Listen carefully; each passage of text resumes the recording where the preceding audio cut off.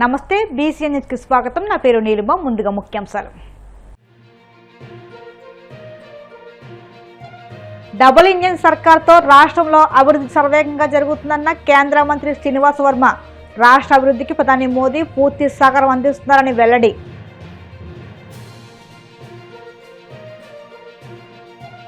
కార్యకర్త నుంచి టీడీపీ రాజ్యసభ అభ్యర్థిగా చింతకాయల విజయ్. కష్టకాలంలో పార్టీకి అండగా నిలిచినందుకు దక్కిన గుర్తింపుగా టీడీపీ వర్గాల్లో చర్చ.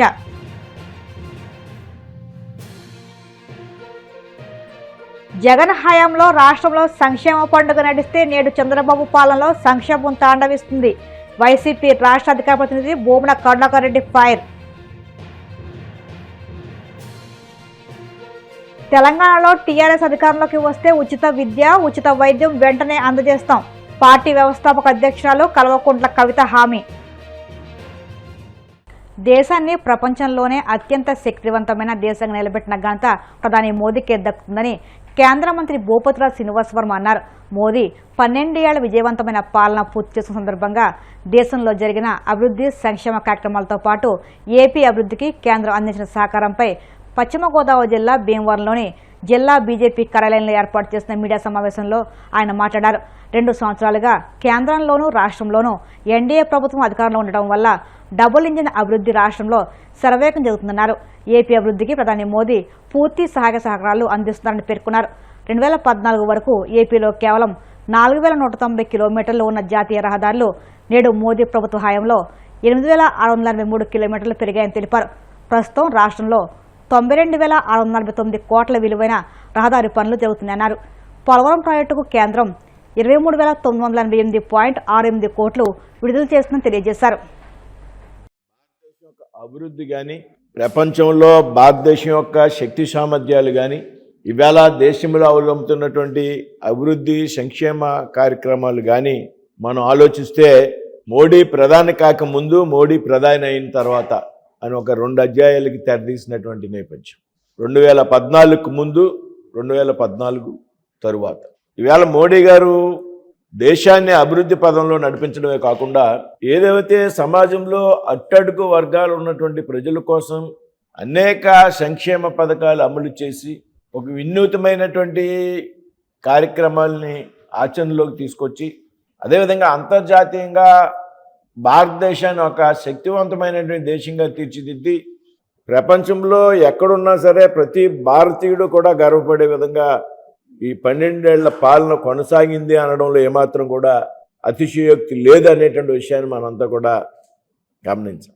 ఏ విధంగా సామాన్య ప్రజల కోసం ముఖ్యంగా మన ఆంధ్రప్రదేశ్ అభివృద్ధిలో ఈవేళ దేశంలో అన్ని రాష్ట్రాల కన్నా కూడా శరవేగంగా అభివృద్ధి చెందుతున్నటువంటి రాష్ట్రం ఆంధ్రప్రదేశ్. అయితే ఎన్డీఏ రాష్ట్రంలో కేంద్రంలో అధికారంలో ఉన్నటువంటి పరిస్థితుల్లో ఈవేళ ప్రధానమంత్రిగా నరేంద్ర మోడీ గారు ఆంధ్రప్రదేశ్ రాష్ట్రం మీద ఒక ప్రత్యేకమైనటువంటి శ్రద్ధ కనపరుస్తున్నారు అనేటువంటి విషయానికి అనేక ఉదాహరణలు మన ముందు ఉన్నాయి.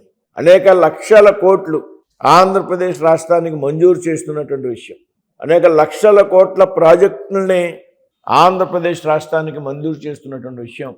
అదేవిధంగా కేంద్ర ప్రభుత్వం అమలు చేసేటువంటి సంక్షేమ కార్యక్రమాలు ఏవైతే ఉన్నాయో వాటికి పెద్ద ఎత్తున ఆంధ్రప్రదేశ్ రాష్ట్రంలో ప్రాధాన్యత ఇవ్వడం ద్వారా ఆంధ్రప్రదేశ్ ఈవేళ అభివృద్ధి పదంలో పయనిస్తుంది అనడంలో ఏమాత్రం కూడా సందేహం లేదు. ఏదైతే 12 సంవత్సరాల పదవీ కాలంలో నరేంద్ర మోడీ గారు పేదల యొక్క సంక్షేమమే ధ్యేయంగా, ఏదైతే పేదల యొక్క నిర్మూలన ఒక లక్ష్యంగా, రైతులకు పెద్ద ఎత్తున చేయూతనివ్వడం ద్వారా గ్రామీణాభివృద్ధి జరగాలి అనేటువంటి ఒక ఆలోచనతో మహిళల కోసం, యువకుల కోసం, నిరుద్యోగుల కోసం అనేక పథకాలు ప్రవేశపెట్టినటువంటి వ్యక్తి నరేంద్ర మోడీ గారు.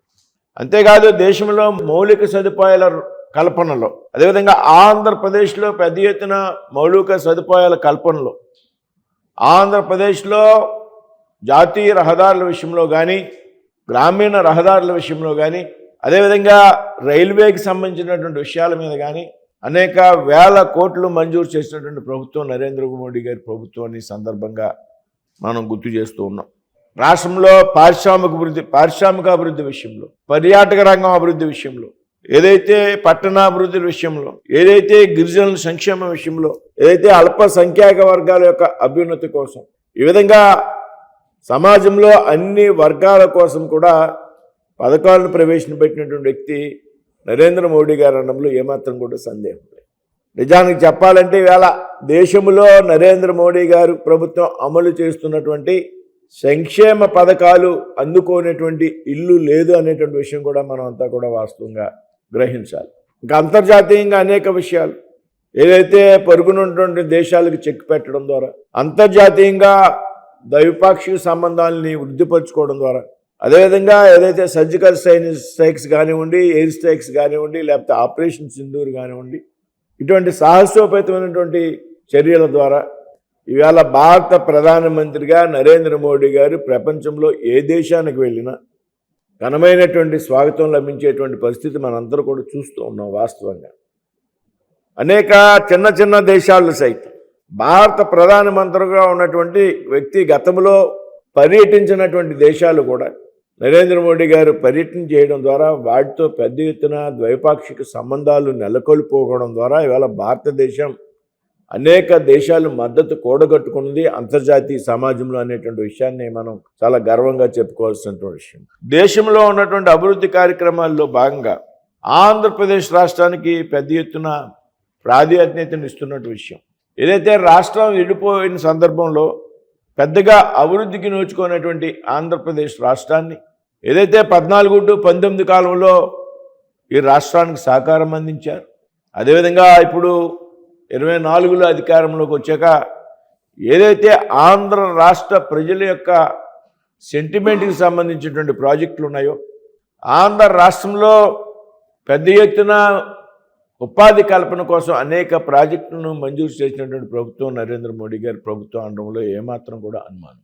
ఇవాళ అమరావతిలో రాష్ట్ర రాజధాని నిర్మాణం విషయంలో, అదేవిధంగా పోలవరం ప్రాజెక్టుకి సంబంధించినటువంటి విషయం, నిన్న కాక మొన్న 1వ తారీఖున ప్రారంభించినటువంటి రైల్వే జోన్ విషయంలో, అదేవిధంగా మనందరి సెంటిమెంట్ అయినటువంటి విశాఖపట్నం స్టీల్ ప్లాంట్కి ప్యాకేజ్ ఇచ్చినటువంటి సందర్భం, అదేవిధంగా రామాయపట్నంలో బీపీసీఎల్ రిఫైనరీ విషయం, అదేవిధంగా నక్కపల్లిలో మెటల్ గ్రూప్ సారథ్యంలో పెద్ద ఎత్తున దేశంలోనే అతిపెద్ద గ్రీన్ఫీల్డ్ స్టీల్ ఫ్యాక్టరీని ప్రారంభించేటువంటి విషయంలో, అదేవిధంగా వచ్చే నెలలో ప్రారంభానికి సిద్ధంగా ఉన్నటువంటి భోగాపురం ఎయిర్పోర్ట్ విషయంలో, అలాగే బల్క్ డ్రగ్ ఏర్పాటు విషయంలో, రాష్ట్రంలో పెద్ద ఎత్తున పారిశ్రామిక ప్రాంతాలని ఏర్పాటు చేయడానికి, పారిశ్రామిక అభివృద్ధి చెందడానికి పారిశ్రామిక కారిడార్ని ఏర్పాటు చేసేటువంటి విషయంలో, ఈ విధంగా అన్ని రంగాల్లో కూడా ఇవాళ ఆంధ్రప్రదేశ్కి కేంద్రంలో ఉన్నటువంటి ప్రభుత్వం పెద్ద ఎత్తున దేశంలో మిగతా రాష్ట్రాల కన్నా ఎక్కువ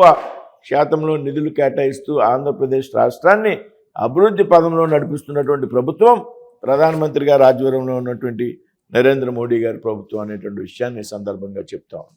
ఈ 12 సంవత్సరాల కాలంలో దేశంలో అనేక రంగాల్లో పెద్ద ఎత్తున అభివృద్ధి జరిగింది అనేటువంటి వాస్తవం. ఏదైతే 2014లో అధికారంలోకి వచ్చాక ఈ దేశంలో పెద్ద ఎత్తున మహిళలకు సాధికారత కల్పించాలి, మహిళలకు ఆర్థిక భద్రత కల్పించాలి అనేటువంటి విషయంతో ముందుగా అమలు చేసినటువంటి కార్యక్రమం జన్ ధన్ ఖాతాలు అనేటువంటి విషయం మనందరికీ కూడా తెలుసు.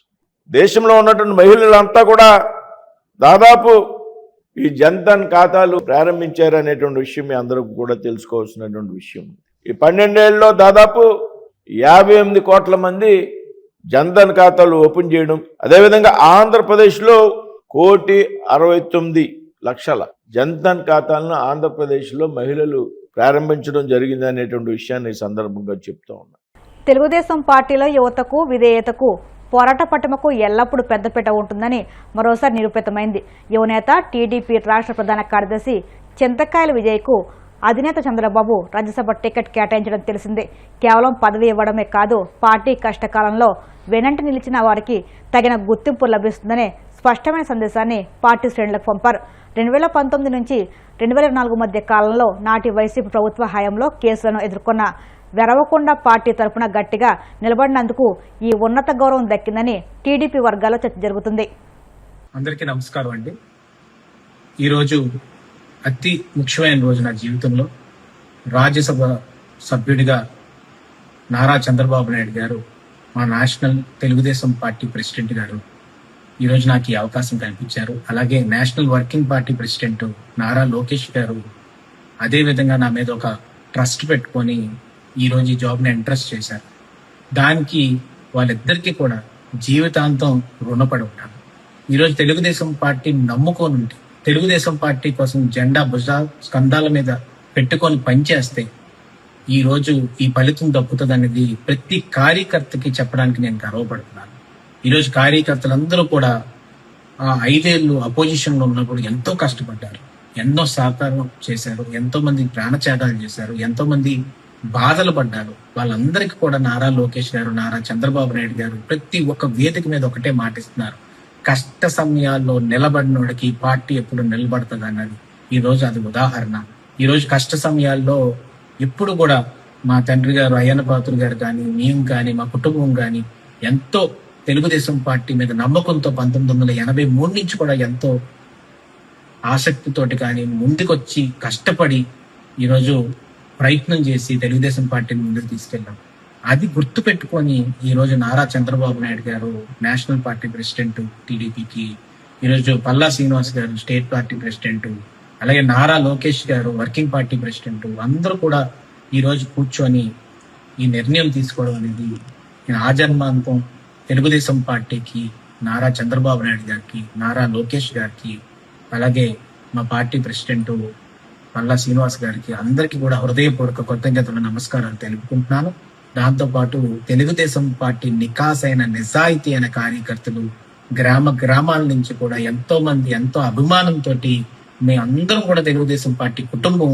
దానికి నందమూరి తారక రామారావు గారు ఏ ముహూర్తాన్ని పార్టీ పెట్టి ఒక శుభ సూచకంతో ఈ పార్టీని మొదలు పెట్టారో లేదు తెలియదు.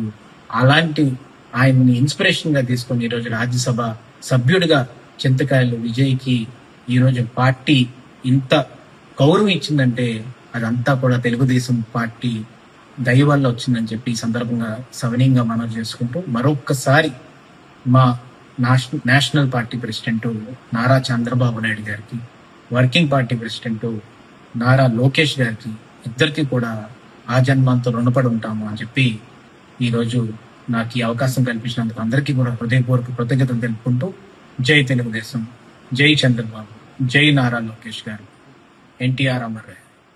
Thank you. ఇప్పుడు కాసేపు ప్రకటనలు.